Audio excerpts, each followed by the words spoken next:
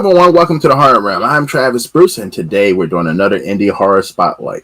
Today I have with us, he's a director, and he has a movie out right now streaming on Tubi that I've had the pleasure of seeing, and it's called Eat the Rich. I have with us Kermit Merle-Key. Kermit, welcome to the Horror Realm. Thanks for having me, Travis. It's a pleasure, man. Listen, tell my audience who hasn't had a chance to get over to Tubi and see Eat the Rich. Tell us a little bit about it. I wrote the story in January 2021, just coming out of COVID and everything in the pandemic. And I'm pretty active in local politics. And so the story of the possible kidnapping of Gretchen Whitmer was a little bit stuck in my head. And I just flipped the roles and thought, I wanted a really, strong fuck you to this caste system that we have here in the U.S. And, a lot of people say eat the rich, and there's a line in the movie that really sums it up. It's like, when you say eat the rich, what do you actually mean? What are you actually going to do? And in this case, you had four working class friends who were just, being ground under by this whole system. And they decided to take it upon themselves, and one of them kidnaps a state congressman, and things go sideways in a kind of a Lovecraftian sort of way. And one thing, so I hope this is not an insult, but I hope this is a compliment. But the whole time I was watching this movie, I was like, wow. I mean, this is a lower budget indie horror movie, but I'm like, wow. What if this guy was to have a huge budget? Like, the what could he churn out? You know what I mean? Like, because I mean, the acting was great in this movie, and it definitely had a powerful story that I feel like most people can definitely relate to and understand. Karn Alexander, who played Adam Beard, great friend of mine.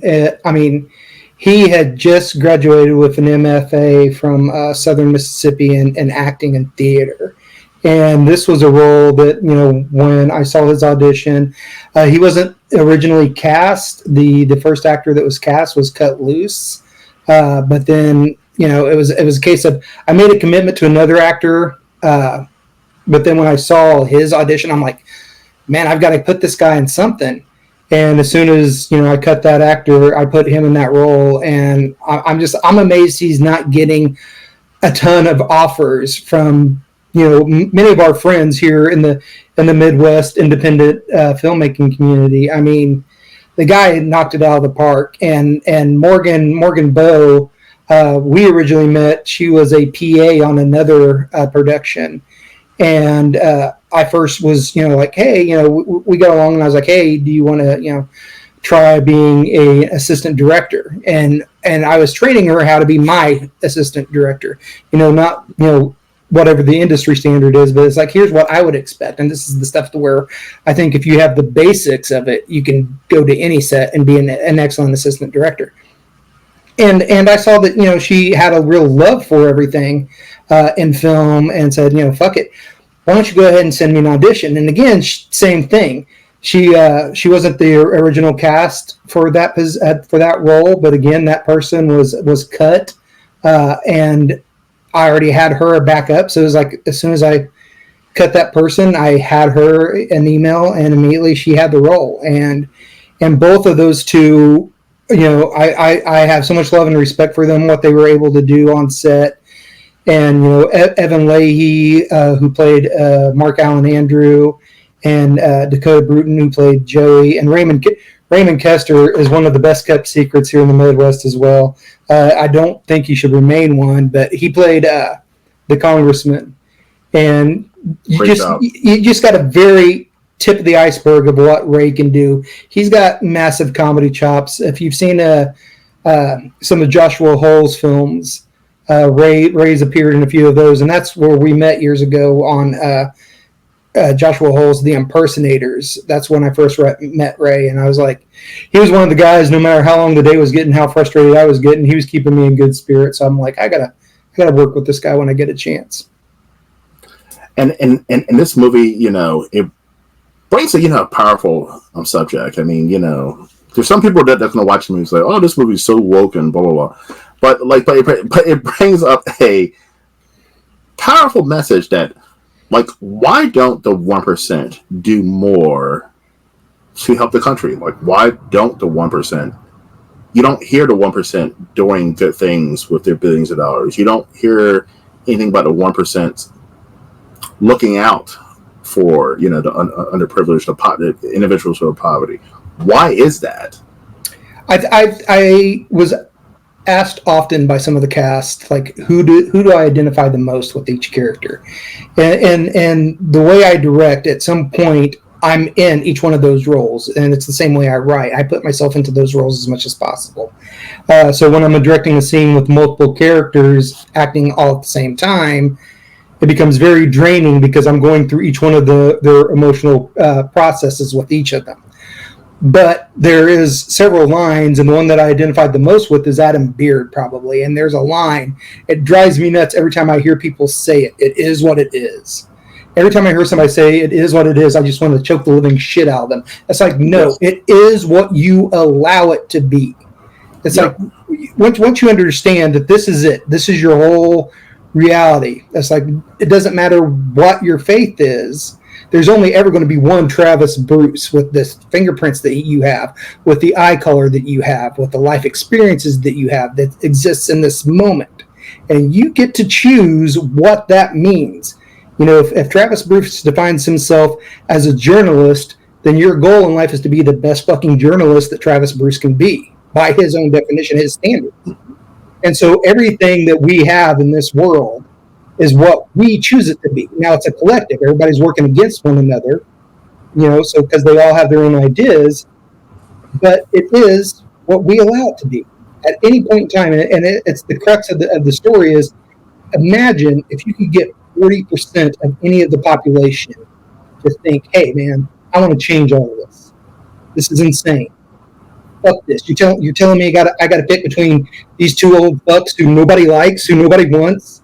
Well, it's because it's a binary choice. Well, enough people put enough pressure that, hey, one of those guys stepped out and now we got someone else in, and there's a huge energy wave coming from just that little change.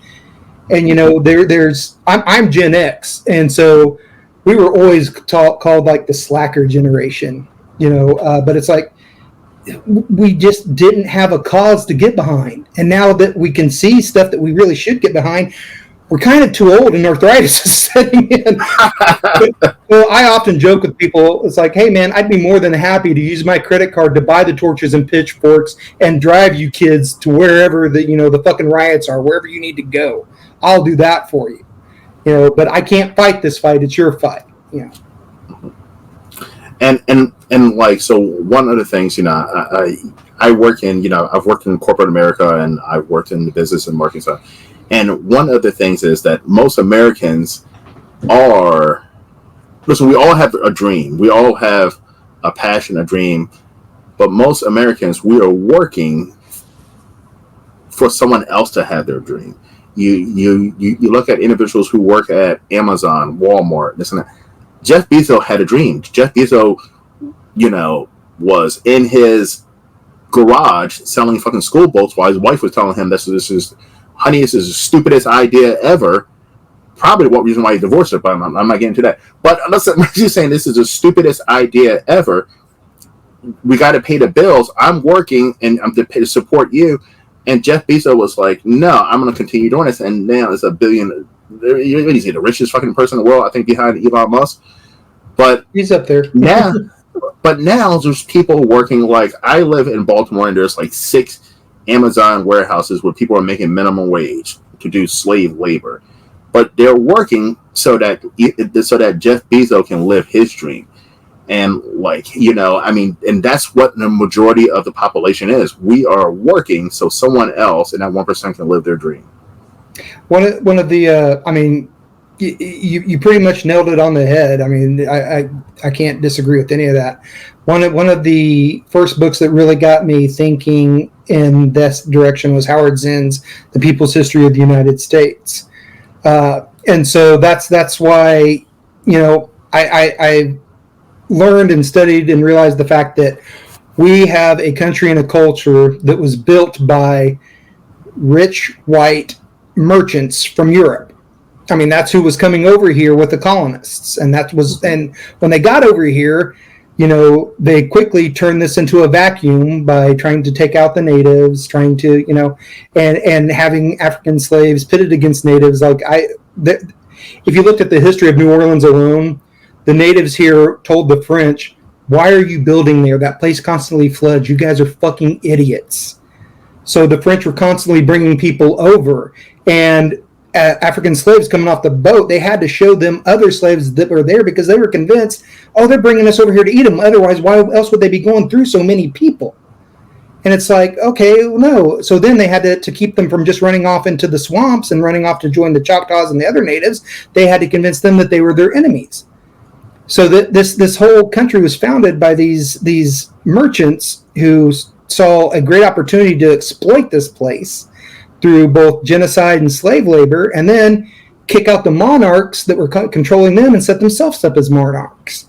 It's like anyone who actually, knew anything about the Federalist Papers would know that most of the colonists were saying, why should we side with you guys? You're just going to act like the kings anyway. And it's like, no, we'll let some of you guys, buy land and you'll be able to vote and you'll be able to be like us. And then that's when you had the Risky Rebellion. The moment the revolution was over and they actually tried to do that, they said, no, we're not paying you crap, They paid other people to put those people down. So you have this from the jump, and reading Zen's book, you realize what this country was actually versus what it tries to tell you it is. And the problem is we have generations now that believed in that dream, and they're like, hey, we want that. You sold us that, that's what we want. So and that's what really bore the crux of not only that story, but the other stories that I'm working on. My new book just came out today called What Happened in Storyville. And that story was originally a screenplay that was written in 2020 that I got to Robert Englund's manager, and Robert Englund liked it, but she was telling me this is about a $3 to $5 million film. And it's like, I don't know anybody with $3 to $5 million. There's no way that's going to happen. So then I started shopping it around. And I started getting people attached. I had Bill Moseley and Dee Wallace attached, and I had Jim Ojala out in LA, one of the extremely talented special effects artists. I had Dave Brewer, the cinematographer from the first Insidious film. I had Scott Shermer was getting ready to come out of retirement and direct it, but it was but it was 2020, and nobody was coming off their hands, and just a lot of shit was going down then. So I was just like, okay, table this. Let me come up with something that I can make right now. And, Eat the Rich was made, primarily with money from my wife and my own money. It cost about $30,000. And I didn't run a crowdfunding campaign because I'm not going to ask people to give me money when I haven't shown them shit. It's like, okay, you don't know if I'm anything other than hype. You don't even know if I can deliver anything. You don't know what type of filmmaker I am, so you don't know what you're getting behind. So Eat the Rich was kind of, my whole college course of just film study. And I made a shit ton of fucking mistakes. Number one, if you're blind in one eye, don't fire your DP 2 days before filming. I knew I was going to have camera problems, and everyone who worked on the project will tell you it was in the script. I knew that there would be issues, so I was like, how do I make that part of the story? If I screw up a shot, how do I, and as you've seen the film, it plays an integral role in the story. So I'm like, okay, I can cover over that mistake, but that teaches me next time, hey, make sure that you've got a DP that shows up in pre-production who actually, wants to work with you on your shot lists and everything, and help come along and support, instead of just saying, oh, okay, yeah, we'll do what you want to do. I'm like, dude, if you want me to just pay you to be a camera operator, I'll pay you to be a camera operator, but that's not what we agreed on. So now, one other thing I want to break on in this movie too that it talks about as well is you were talking about caste system. I've been to India. I've been to several other countries in this world. Again, my apologies. Yes, you said right? India, not Indiana. Yes. Okay. By the way, one of the worst places I've been to. But it's. By the way, I experienced racism on a whole nother level in India that I ever had for my whole entire life in this country. and like so that's a whole nother story. I'll go into one day, but let me just say I'm sorry that's something that like I won't experience here in this country, and I'm sorry it's something that you have to deal with because we're assholes. Yeah, I mean the whole world we're just assholes. I don't know why, but like I said, it's a weird fucking damn thing that is a great 2024. There's a great documentary that I just watched a few months ago that explains how the racism here in the U.S. is primarily based on caste system. That's like it's not about race. Race is just a symptom of this created caste system. But go ahead. I'm sorry. It is, but I was saying, but like it talks about the caste system, and like most people in this country say, "Oh my goodness," they point the finger at other countries like North Korea and India and say, "Well, they have a caste system. Those are bad. Those are bad countries." We have a fucking caste system. There's no difference between us and Kim Jong-un, North Korea. There's no real difference. It's just that we make it look prettier. We make it look like because you can win the lottery and be one of those, the next, Bill Gates, Elon Musk, Jeff Bezos, and suddenly rocket ahead. There's one of the songs that I listened to a lot while I was writing Eat the Rich was John Lennon's Working Class Hero. And there's that line about, they're still telling you that there's room on the hill if you're willing to kill. I'm butchering the line, but that's the gist of it. Is like, we have so many people, especially poor white men, that believe that it's just a matter of time before they finally hit that lottery of whatever it is, where they come up with that convention, where they outwork that other person. And so therefore, anytime anyone else gets anything, they feel like that was something that was owed to them. It's a system that, like, again, back to the movie, we maintain the system for them. That's literally what Evie says. It's like it's genius, because this wouldn't work if we didn't buy into this bullshit. Now I don't know this because I'm not a white man. But like you that I just that's it. But like, but being a poor white man in this country, poor white men feel like the victim more than anybody in this country. And personally, I get it. I totally understand why. But like, but at the same time, I don't feel sorry. I don't feel sorry because I think our biggest problem is that we see, when we see like everybody's talking about DEI, diversity, equity, inclusion, like it's just the new version of affirmative action, which is just all it is understanding the fact that we have created a system. If you just looked at the history of redline loaning, redline, where it was like our whole system was meant to keep everybody else down.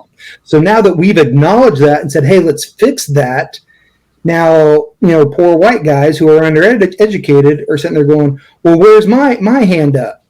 And it's like, buddy, you've had it your entire life.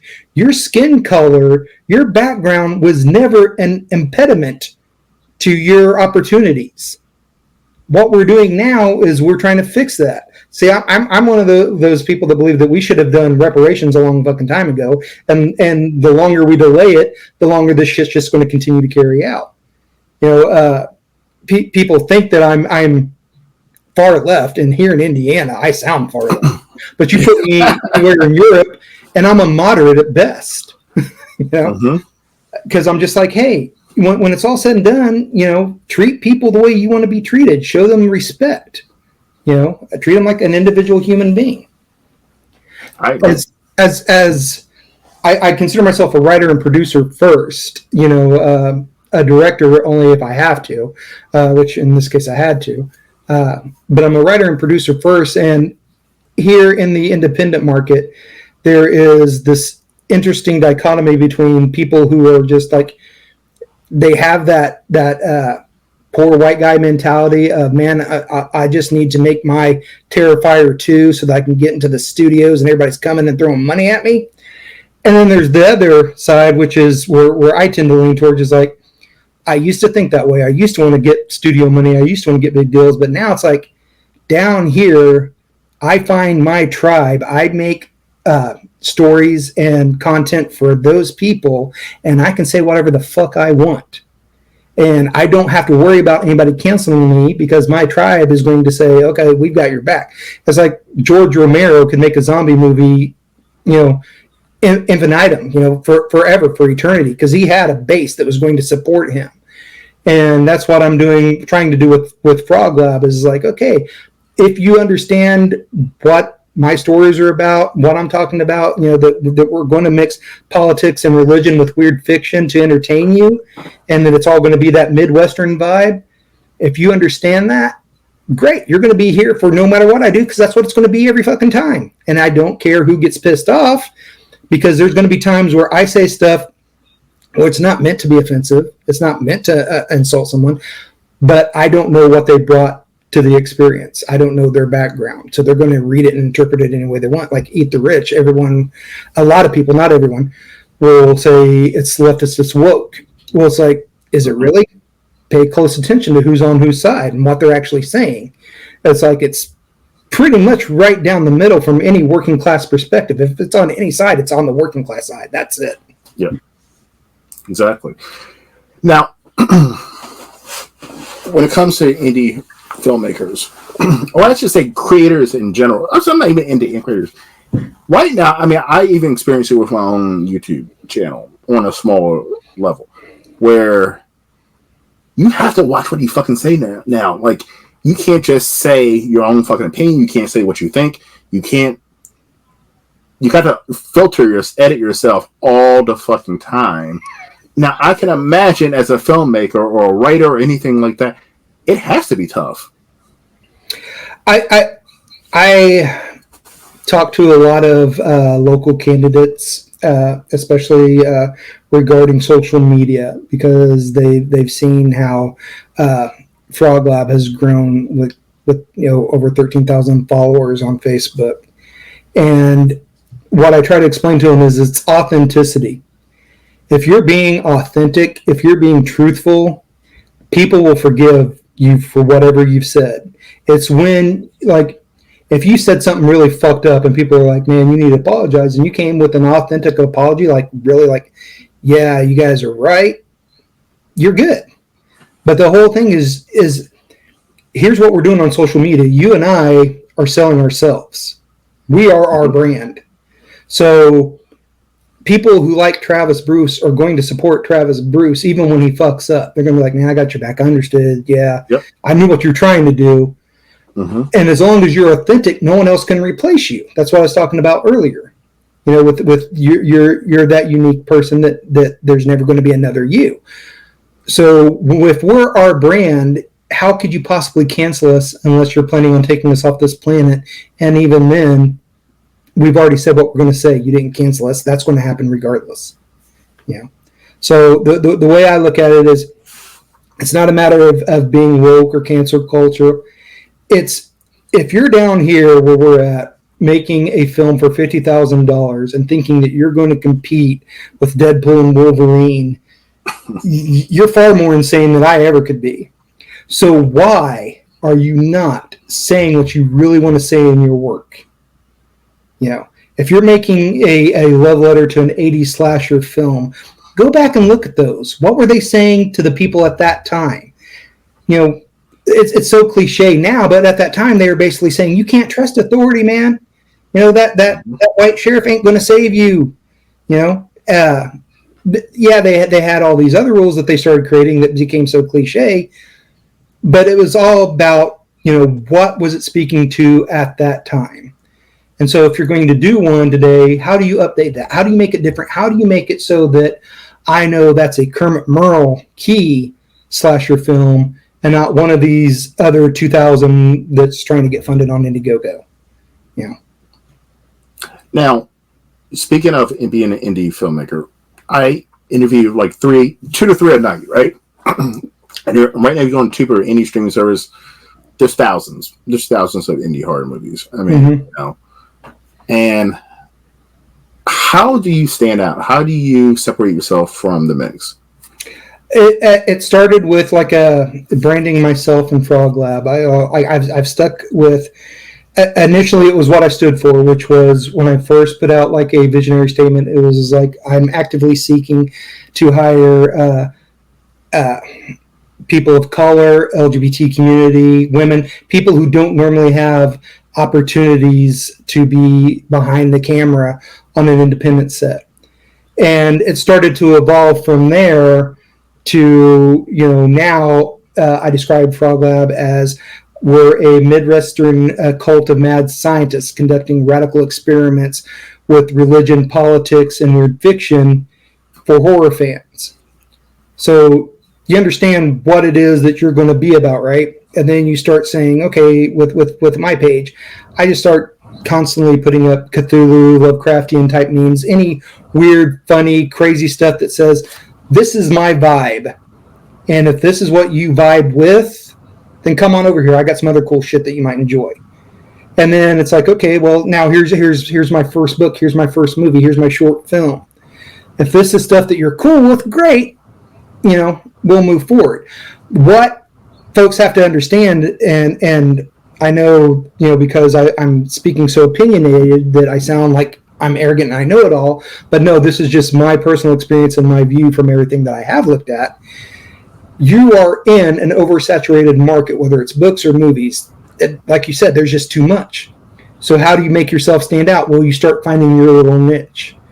If I'm focused on the Midwest, if I'm focused on weird fiction, Lovecraftian, cosmic horror, existential dread, if those are the things that I'm focused on, then I start narrowing down the people that are going to be attracted to that, And then I know I'm not trying to make a ton of money. I'm trying to find a core fan base, a niche audience that's going to be there like every time that I'm like, hey, okay, this time we're going to run a crowdfunder. I've never done one before. Let's do a crowdfunder. Who's there for it? Boom, the people that's been buying the books, the people that's been following me and saying, I love Frog Lab, all the shit it does, it's crazy, I'm there for it. That's what I think on the indie market you have to do. You have to go, I know who I am, I know who my tribe would be, and that's who I'm making content for. And I actually love that because, like, even when it comes to my YouTube channel, I've had other people who are trying to do a horror YouTube channel. They ask me for my advice. They've been like, wow, you've been doing this for a little bit over a year, and you're already monetized, and you're killing it, right? Well, I'm not killing it, but I'm doing better than most. And I explained what I did was, like you said, I find a niche. Now, I'm never ever going to have the millions of subscribers like a Dead Meat or was it the anyway, so some of those big horror channels that have like millions of Without Your Head. Is that the one you're thinking of, Without Your Head? Yes. And I'm never going to have that because I selected a niche, which is indie horror, which and I selected a niche that no one else is doing, and like, so I know this is my audience is a particular audience that maybe is not the mainstream or the big, but I like that. I like to be able, because I'm an indie horror fan. I'm a horror fan in general, but I'm an indie horror fan, and that's what I grew up in the beach. Going to the video stores, that's what Full Moon, that's my shit. So like that's what I focus on, and yeah, over time I'm going to build my audience. May not be mainstream casual horror fans audience, but if you're an indie horror fan, that's my tribe. Yeah, whether you're able to make a living at it or not, it's got to be the thing that you want to get up and do each day. Because it's like exactly. no one's forcing anybody to do this. Like I said, this market's oversaturated. And it's, you got to think how much the Terrifier guys had to sink in before all of a sudden they hit. That they were moving in that direction, but it's like, if you make a film for $50,000 to $100,000 and you get a return of $300,000, you're doing great. You've got enough money that you could probably take the year off and focus on another film. I don't know. I haven't been there yet. Eat the Rich hasn't made me rich. Yeah. But the idea is when I come in here, like I just finished redecorating. This is my youngest daughter's old room. My son has just gone off to college, so his room became her room, and I've just turned her old room into my studio. And it's like I want to be able to come in here each day, after she goes to school, after wife goes to work, come in here and do Frog Lab shit. And the day that I don't want to come in here and do that is the day that I should stop doing this. And that's the same way I feel. And that's the way you feel about anything. Like, once you stop enjoying it, that's when once it becomes work. I mean, yeah, this is work. Listen, the one thing I hate, probably you hate the same thing, is editing. I hate editing. It's just a pain in the ass. But everything else about I love it. It's a passion. I don't see it necessarily as work. It's fun. I think a lot of people have this misconception that people that have worked with me, that it has to be my way. Like when I've tried to collaborate with other writers, a lot of times I was left holding, doing the heavy lifting of the actual sitting down and writing the script. So it wasn't, hey, it had to be my way. It's like, hey, if you match what I'm doing and understand why I did what I did, then great. And if you've got better ideas, great. But if you're just throwing in opinions, no, then we're going to stick with all the work that I've already put into this. And the same thing with producing, directing, and editing. So it's never been about having to do my way. It's been like, as you said, when it comes to the editing, it's not my favorite thing to do. But it's part of the process, and if someone else will sit down and do it, and we can talk beforehand, and we'll share the ideas. I'm one of those people that, like I said, when I put myself in each one of my characters' positions, I'm going to, in my mind, I'm arguing for them and taking their position, and that's how I better understand why they would say what they say and what they think, why they would act the way they act. And it's going to be the same way when I edit. It's like, okay, well, I know as a writer, this is why I wrote the story. Now, as the director, this is what we collected and put together. Now, as an editor, how do we retell that? You're telling the story 3 times, right? So at any point in time, if I'm passing that off to someone else, it's like, did you at least understand why and what we did beforehand? It's not like where I have to work with the studio and I have to just accept whoever is going to work with me. It's so it's like, okay, if we've written this together and now you're going and directing and you're doing everything that we didn't even remotely discuss, and I'm like, okay, I don't know what to do with that. Do I still stay involved? Because, I put all the time and effort in the script that you now seem to be ignoring. I can't make it make sense. People who want to do the digging and do the research know of another movie that I was on, that I was a writer on, and that's exactly what happened. It was like a case of, okay, I'm out. It's like everybody who read my script and said they understood it, great. And now that you're all asking questions about why this story doesn't make sense, it happens even at this level, man. Creative differences. That's go ask the director why he did what he did. Now, I have one last question. This is a controversial question. Okay. Obviously, I shy away from controversy. So there's no gatekeeper in the indie horror genre right now when it comes to what gets out there. A lot of indie horror filmmakers say that's a good thing because people who normally wouldn't be able to get their stuff out there is getting their stuff out there. As someone who's a horror audience, I'm on the outside. It's a pain in the ass when I go into Tubi and I have to I got to filter through a million pieces of shit to get to something good. But that's why I started doing the Tubi Tuesday reviews and doing interviews, because there's so much garbage on there. And and I'm a person who has appreciation for indie horror and indie horror filmmakers. But the majority of people who are watching indie horror don't have that same appreciation.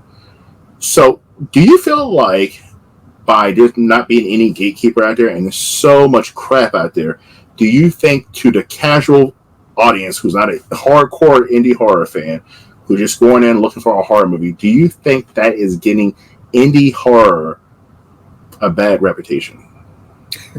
I don't know how indie horror could ever have a good reputation. Basically, if you're looking at the whole history of it, it was right there next to porn. You know, Wes Yes. Craven made porn before he made, The Last House on the Left. So looking at it from that perspective, casual audience doesn't give two shits about indie horror. What they'll look at when it comes to horror, like right now, Hellbender, Where the Devils Roams, and soon to come out Hellhole from the Addams Family. That's my jam. I love that shit. I interviewed them. Toby Poser, John Adams, much love to you guys. Yeah, they're awesome. They're doing their thing, and the people that gravitate to that will find that, and then they'll be like you or me, and they'll talk to other people about it, and someone will go ahead and give it a shot. Now, when you think about the hundreds of thousands of films on Tubi, like Eat the Rich is just one of those. It's literally the people that are watching it are people that I keep pushing towards it. The 13,000 followers on Frog Lab. Every time, like, I post once a day about Eat the Rich, and then by the end of the week, I might see a little tick up in viewership on Tubi, and that's how it goes. So when it comes to gatekeeping, I don't think there should ever be such a thing as gatekeeping in art. The only rule for art for me is to speak the truth, your truth, whatever it may be. Pour your blood out on the page. Put your heart there, and that alone will make it art every time. And the people that respond to it are the people that were meant to respond to it. When I think of some of the other artists that I've watched, there's work that you're like, I absolutely love this. Like I said, Scott Shermer, I loved Found. Found was really the film that really spoke to me of his. I watched the others and I was like, okay, yeah, I get what you were doing here, and I understand that. But we sat and talked about several of his films, and it's not me bragging, saying that, well, hey, I told Scott Shermer I didn't like this or that he did. No, it's the fact is that I wasn't that particular audience at that time. A great example is A House of a Thousand Corpses. The first time I saw A House of a Thousand Corpses, absolutely hated that film, and the reason being at that time is at that time in my life, I was coming out of escaping Christianity. I was leaving an evangelical cult at that time. So this was just like devil shit to me. Well, now, last year I rewatched it around Halloween, and I was like, oh, this is just a fucking Halloween funhouse ride. That's all this is. And then rewatching it years later, I'm like, I kind of dig this. I get this now. So it's a matter of where you are at when you engage that. So, like, even if you tell someone how great and awesome It Follows is, that was your experience at that time. Now you turn around and watch it with them, and you're sitting there watching them go, judging you for your bad judgment. And you're like, okay, well, this one wasn't meant for you. It didn't speak to you. So when it comes to gatekeeping, I don't think there should be any sorts of gatekeeping. What I think there needs to be is accountability for people that run crowdfunding campaigns and then rip off people. I mean, I think I've seen you talk about it a few times. And it's like, man, you make it harder for everybody else. And then here I am when I try to talk to people who have no idea what, Indiegogo's like, and trying to convince them that, hey, no, I'm not a scam artist. They come across that shit and they're just like, oh, no, I'll pass. Yeah. Because I had Itai Guberman and Ty Bradley and Adam Freeman on for a roundtable, and we were talking about the crowdfunding. But Itai said it best. He said, there's filmmakers and then there's people who make films. Mm-hmm. There's difference. And the filmmakers are the ones who are passionate. This is the art. This is they want to put something hopefully of quality out there. But then you have people who make films who are just pumping out 4 or 5 films a fucking year, and it looks like it. You know what I mean? Like, it's not passion. I don't know what it is. But like, they're pumping out movies back to back to back to back, and it really looks like it. I think that comes down to folks that, like, they're in love with the whole ideal of working in Hollywood someday. haven't seen their names in lights. And there's the people that want to tell a story that's going to stick with you. And I fall in that latter category. I've learned not to judge that first group because they're fans. They're at the very least they love the same thing that I love. So they just come at it from a different approach. A couple years ago even, I wouldn't have had that mindset. I would have been like, fuck them. They're garbage. They're fucking it up for everybody else. But now it's like, no, they have their place. And I just have to, acknowledge that what they're doing isn't what I'm doing, and they can exist and I can exist, and we'll see each other at the convention someday, maybe. I don't know. All right. Kermit, where can everyone find you, my friend? Best place to find me is on Facebook at Frog Lab LLC. That's what I've learned when it comes to all these different social media platforms. Is it's best to focus on one. You try to create content for all these different ones, and it's a nasty job. Marketing your art is a full-time job in and of itself. So don't stretch yourself thin. So froglabllc.com is the best place to go. Hey, you were saying earlier that you're a fan of Dark Moon Pictures. What was the first thing or Full Moon Features? Full Moon. Yes. So what was the one that got you hooked? The first one that got me hooked, the first Full Moon feature movie I saw was Doll Man, which was, some people will argue that's not a horror movie, but they'll say it's an action movie. But I thought it was action horror because as a kid, when he was blowing off people's heads and stuff, I was like, oh, so that really got me hooked.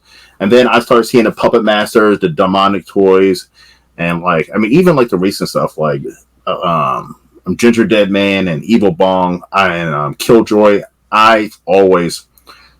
Full Moon was the one that really got me into indie horror. What do you think of the Resonator stuff? And those are great too. Yeah, that's. I'd love to see more of that stuff. Hellhole. I don't know. Did you see the trailer for Hellhole that just dropped today? No, it's on Bloody Disgusting. It's the Addams Family playing with some Lovecraftian horror, and I'm there for it. You have to check the trailer out. It's on Bloody Disgusting. Yes, I'm gonna check it. By the way, the Addams Family, I had him on my show. Beginning of the year. Mm-hmm. Fucking awesome. Chris Shern, who's a film director, he actually turned me on to them, and he actually hooked me up with interviews. You gotta interview them. These are great. And I watched the movie and oh my goodness. And they're such genuine people. They're such nice, genuine people. Probably one of the best interviews I've ever had. And it was just I've known them forever. Shout out to the Addams Family. Go on to Tubi or whatever and watch their stuff. Their stuff. Once again, it's not for everybody, but if you like a good fucking story with your, sinister malice, listen, the Addams Family, they just have a way of making films that is different than from anyone else I see. Yeah, they've got. When you watch one of their films, it's like back in the 90s when you used to go through a Blockbuster and find a really good, horror film that no one else has seen yet, and you go home and you watch it and you're like, oh, this is real good. And then Monday you want to go to school and tell everybody about this awesome film that you saw that nobody's heard of. That's what watching their stuff was like. I think Knucklejack was one that I really liked, and so was The Deeper You Dig. When I saw that one, I was like, "Oh, yeah!" You definitely see the precursor for Hellbender right there. You're like, "Oh, this is where they've taken a step forward." And now watching the trailer today for Hellhole, it's like, well, taking another step. So I'm excited to see it. Yeah, and I hope they should get the recognition that they deserve. I was pissed that they didn't win last year on Fangoria Chainsaw. I was like, that's bullshit. I guess they just didn't have. Well, isn't Fangoria and the Chainsaw Awards, aren't they voted on by anybody? And that's what it came down to, was a popularity contest. So I guess they just didn't. They didn't have the best marketing, I guess. Yeah. But this is what it is, and I'm telling you, I'm a marketing guy, right? I'm a sales guy. Mentally, and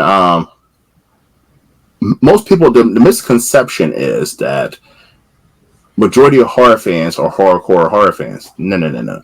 Majority, 70% of horror fans are casuals. They're 100% casuals. They make up the marketplace when it comes to horror. When it comes to big budgeted indie horror conventions, merchandise, whatever.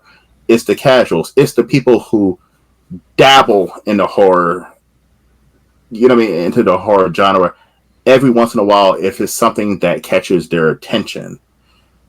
So, yes, I mean, the casuals don't necessarily stay in they like dabble into the indie horror. See, you tell them, oh yeah, this is a great movie called Terrifier. Oh my goodness. And, you know, and then they talk about it like it's the biggest thing ever to sound cool. But yeah, they don't stay in there. So like, I see with the Addams Family, that's a more of a hardcore horror fan films, but they could definitely get the casuals' attention. I think eventually, I think eventually they're going to get the casual attention, and that's when it's going to blow up. Oh yeah, if somebody fucked around and gave them money, it's like, I feel sorry for you guys. You have no idea what's coming. Yes, like I feel like they're one step away from getting that casual attention, and once they get that casual attention, they're already becoming pretty popular on the festival circuit. So it's just a matter of someone, like I said, fucking around and giving them that money and saying, here's a few million, let's see what you can do. Yep. And then the rest of the world will be like, holy shit, what is this? Yep. Along those lines, what would be a big budget horror film that you think is like, if you had to say, casual horror fan, this is the film you need to watch to understand horror, what would that be? A recent one, or are we talking about one from back in the day? Any that had a budget, had a studio behind it. A recent one would be Mandy with Nicolas Cage in it. And I know some people are going to say that's an indie, but it's indie as hell. I mean, that's when. No, I mean big budget, not indie. Oh, big budget? Yeah, like a studio level horror film for the casual fans. See, but the casual fans know all of the big budget studio movies. They're the ones who go and see Abigail. They're the ones who go see the Halloween movies. They're the ones who go and see the Scream movies. Those are the ones that Hollywood markets to. They market to the casual horror fans with the big IPs. So then you think of Mandy kind of like the gateway drug down towards the indie. Yeah, I think if you want, but I think a lot of casual fans wouldn't get Mandy. You know what I mean? I think they wouldn't get it. But Terrifier, I guess, is the. I'm not a Terrifier fan, by the way. Listen, I would love to do a documentary. If you ever watch, I followed those guys when I was on the convention scenes, like just going to horror convention. I just see them all over the place for that first Terrifier movie, and they did the perfect marketing. I'm telling you what, right now, if you're an indie horror person, if you want to know how Terrifier did it, it has nothing to do with gore, guts, and this and that. It has nothing to do with that. It has nothing to do with that. They were literally in every fucking city and every state for years, just pushing that movie down people's fucking throats, and to the point, and it worked on me because on the 6th convention, on the 6 different state I've seen them, I said, well, who the fuck is these Terrifier people, and what is this creepy clown? And I watched the movie. Like it was such a great. But they even did it with Terrifier 2. They still do it. I mean, they're a success. And they are still in every damn city, every single convention. They don't take a break. They just market themselves constantly. Not on social media. I'm talking about boots on the ground, old-fashioned way, in front of people. This is my project. This is who I am. This is our character. Would you like to buy my movie? Would you like to watch my movie? Yeah, I mean, if you can build those one-on-one relationships with a million people by doing that over time, then yeah, they're going to take a shot on your product. Yep. And that's why they built great into Terrifier 2. The question is will those people be there for Terrifier 3? Or will there be a new audience? And then, because for me, I loved All Hallows Eve, the early stuff that first introduced art, because it was just like, oh, okay, this is nihilistic, horror. I can get behind this in these little shorts. But now you're starting to create backstories. Now you're starting to create a mythology, and now you've got two movies back to back that really have no story.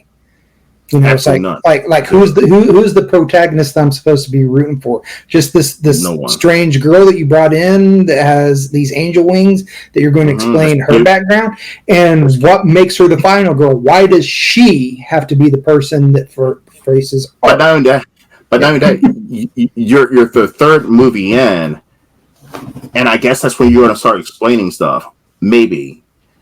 But you're making it Christmas themed, which I don't think you're going to explain anything, because you automatically toss in Christmas theme any horror movie. There's no fucking backstory. It's not serious. Don't bring up Christmas themed horror films. I'm just saying. Don't. Because you and I both know what I'm talking about there. Oh yes. Yeah. Just check my IMDb. That's all I'm saying. So you knew who I was talking about then? Yes. Oh, okay. I didn't think anybody. Well, I made that comment, though. I didn't think that many people knew who I was talking about. Yeah, because I was the writer of that script, and the one that actually made sense. Okay, so we'll talk off the camera about that. I'm curious what's going on with that. But I tell everybody because I'm just like, man. If you want to get involved with that, go for it. That's a scam, right? That's a scam, right? I can tell you some more stuff off camera. Because it's like peeling open scabs because it's just But go back to we're gonna wrap things up. But going back, I want to say about part 3. People think I'm a bash. I respect Damien Filoni. I respect the Terrifier crew. I really do. I fucking would love them. Come on, guys, please come on my show. I would love for you to come on my show. Because I respect them. But okay, you go into the third movie and it's Christmas themed. Do you think you're going to get a really good backstory or something in a Christmas themed horror movie? I don't think so. It seems like they're moving towards some very strange Catholic background. And what I mean by that is the whole idea of demonology and archangels, and so angels versus demons. It seems like that's where they want to go, because that's the only reason I can think of that you even try to bring Christmas into this. But again, I mean, it's just pure guess and speculation, because it's like, okay, what was the first film? It was pure nihilistic horror. Ugly, bad taste horror. Yeah, it's like, okay, what did these girls do? They didn't do really anything other than they kind of made fun of this clown who's acting creepy, and now they get punished.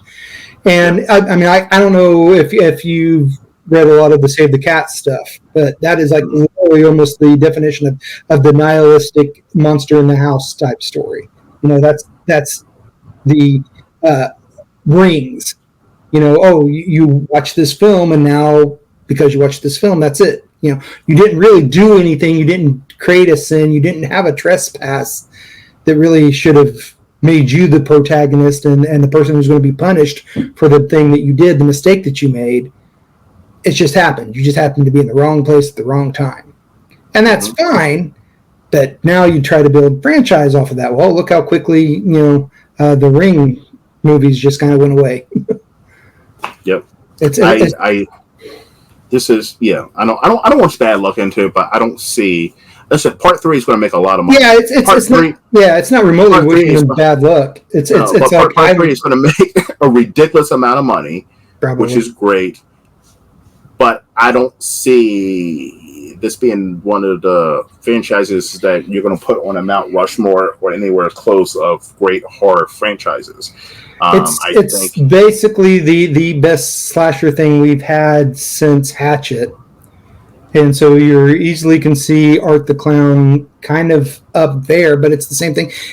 As you were a kid growing up watching, Friday the 13th and the Halloween films, you knew a lot of them, the stories were shit. You just went for the kills. And, so that's great if that's what you're wanting. But at least Michael Myers and Jason has somewhat of a backstory reset. I understand why they are doing this or what is their. Art the Clown, it is, once again, we're going to our third film. We don't know nothing. Yeah, I mean, pretty much. I mean, you kind of get the idea that some demonic entity has given his ability, and I've read a little bit in interviews saying that that's kind of what we're going to see is why this demonic entity picked him and everything. So that's what led me towards the whole. I think this is where they're going with mythology. I'm just one of those people that when it comes to franchises, I stick with characters and storylines that I don't have to spend so much time trying to figure out what the hell that meant. Yeah. It's like even with Eat the Rich, in the climax of the film, I want you to, it gets a little talky, but you fully understand what the motivation was for each of the characters. At least that was my goal. And then leaving you with the question of, what did they do after? Well, listen, everybody, get your asses over to Tubi and check out Eat the Rich, and also follow me on Frog Lab LLC. Yes, follow them on Facebook. Facebook. Yep. Kermit, this has been fun, man. I can't wait to talk to you off. Yeah, man. This has been fun, man. This has been fun. Yeah, I had a great time. Thanks, man. No problem. I got to think about all the educators and public figures here in Mike Pence's Columbus, Indiana, who are going to be just blushing like crazy hearing all the shit that came out of my mouth. Because I'm like, yeah, that's who I actually am. Never hit it. I love it, brother. I love it. All right, listen, everybody, thank you for coming to the Horror Realm, and I'm Travis Bruce. That is Kermit Murkey. We'll see you next time. Get over to Tubi. Check out Eat the Rich. See you next time.